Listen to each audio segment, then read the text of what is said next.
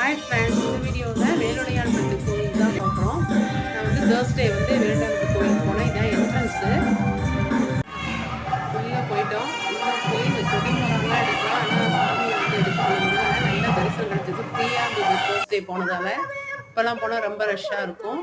ஃபுல்லாக கோவில் ஃபுல்லாக மின் விளக்குகளால் அலங்கரிச்சிருந்தாங்க. ரொம்ப சூப்பராக இருந்தது. ஃபுல்லாக டெக்கரேஷன் பண்ணியிருந்தாங்க. சாட்டர்டே வந்து தேர் செம ரஷ்ஷாக இருக்கும். சண்டே வந்து காவடி பால் குடம்லாம் எடுப்பாங்க. தேர்லாம் ரெடி ஆகிட்டு இருப்பாங்க. எல்லாம் ரெடி பண்ணிட்டு இருக்காங்க. தேர்க்குலாம் ரொம்ப கூட்டமாக இருக்கும். அதனால் நாங்கள் போகிறதில்ல தேர்க்கு.